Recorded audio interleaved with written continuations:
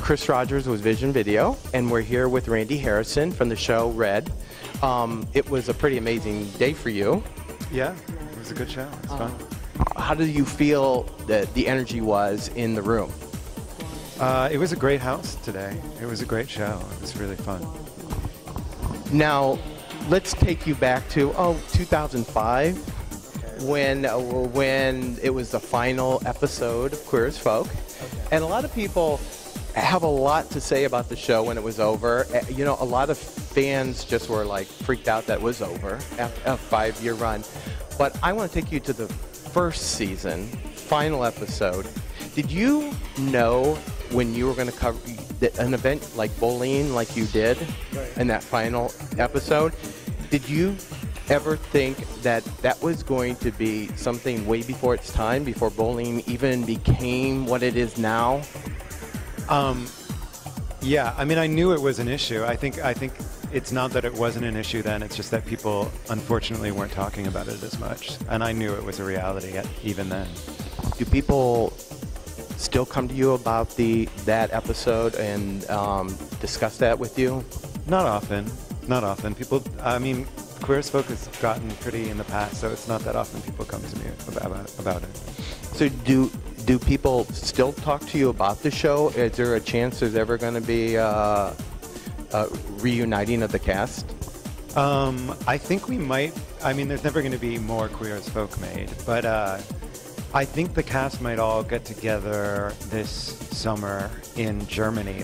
They're throwing some big sort of reunion conference thing that I think we're all planning to be at if it ends up working out. And that'll be the first time since we wrapped that we've all been together. You've really become a role model for the youth. I mean, you were really like the only role model for the youth at the time when that show was developed. I mean, that's kind of like really important. You mean me or the character of Justin? Well, you and the character, because at the time you were a big activist. Even when the cameras shut down, when everything, when it shut down for production, you were out there on top of everything. I wasn't too much, but I was a fair amount. I think, sadly, at the time, which I think is less now, which is good, just being an openly gay person who is on a television show made you an activist, unfortunately.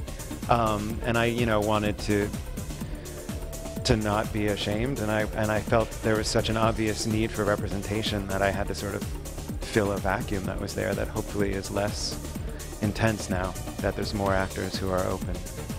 So let's move to 2006. You found an organization called the Arts Bureau. Can you tell me something about that? Yeah, the Arts Bureau, I started in 2006 with some friends. It was really just a collaborative environment. It was a group of artists, different designers, directors, actors, writers, who we would create projects that ended up being a lot of photography, some short films, some video. We initially thought we'd produce theater, which actually never ended up happening. We did a few readings. Yeah. So where do you see? No, well, from what I've seen and on the internet and Wikipedia has this big article about you. Yeah, you've been in a lot. You've been in a lot of plays. I mean, I think kind of unique. You went from West Side Story to Amadeus into some off-Broadway shows, and how did it go? It's great. I've been on Broadway. I've been off Broadway. West Side Story I did when I was 19. I did that before Queer as Folk started. I did that in summer stock. It's great. I mean, I work consistently in theater. I work all over the country and in New York. It's my home. It's what I really wanted to do. I always felt like Queer as Folk was an odd job for me. And now I'm doing more what I feel I excel at. So do you see yourself doing more TV or staying in theater, or what is your future promise of what you want to be, what you envision for yourself? I'll never stop doing theater. It's taken me a long time to feel like I've gotten a somewhat stable career as a stage actor, and I've really put roots down, and I've been able to do things like Shakespeare and Ibsen and you know, the playwrights that made me interested in being an artist. But I'm starting to really miss television, so I'm hoping for an opportunity to get back on television while keeping, you know, my career in theater going. Could you see yourself in like Vampire Diaries or one of those? Or would you like to see yourself in something like this, or something more dramatic or more comedic? You know, I really have no idea. I don't know what it will be. What is the one thing that you're in the LGBT community that you see now that you like, that the change is coming and marriage equality is hitting all these states? What do you make of all of this? It's good news. It's progress. It's happy making. I guess my favorite thing is seeing people, more and more people, be out and be comfortable with who they are and proud of who they are at younger ages. You know,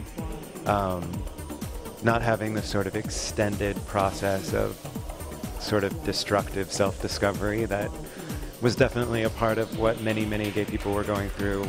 You know, when I was a teenager. Everything's progress. I mean, it's nice. I wish it were happening faster. I have one last question. If you had to give a message to our youth, because you're such a role model, you really are. I mean, you the way you were on Queer as Folk, I mean, you opened a lot of doors, and and from that look, you don't think you did, but you really did. You changed the face, and that whole show did. But what message would you want to send our youth, or what do you want to tell them? You know, we've heard about It Gets Better, and all of these projects, and Dare to Care. What message do you want to send to our youth? It's hard to send a message to youth in general because there's so many different circumstances that they could be in, and therefore would need different sort of advice. Well, the ones that are going through bullying right now, you know, a lot of them are being told, right, hang on, stay in there, you know, it's going to get better. I mean, do you believe that message? Do you really think it's working, or what do you think of all of this? I mean, I think it does get better. I think, you know, as you get older and you're capable of having more freedom and mobility, you can find a community if you're in a place where you do not have a community. As you get older and more autonomous, you can find people who love you and care about you and accept you. I do believe in that message. Absolutely. Well, Randy, thank you for taking the time to do this interview, and we're at Cleveland Playhouse, and come see the show Red. It's until the first week of April. You're really gonna love the show. It's not hard to explain, but why should I give it all away, right? But one last thing about the show. What is it about your character that you enjoyed playing? I like the amount that he changes. I love how he grows and how he finds his voice and becomes confident enough to articulate what he's thinking. And it's really fun to be at the beginning of the play and have to go through everything he goes to and finally to get to the end. And there's a sort of catharsis about playing this character that's really satisfying. Well, thank you, Randy. And I'm Chris Rogers with Vision Video, and we'll see you next time. Thank you.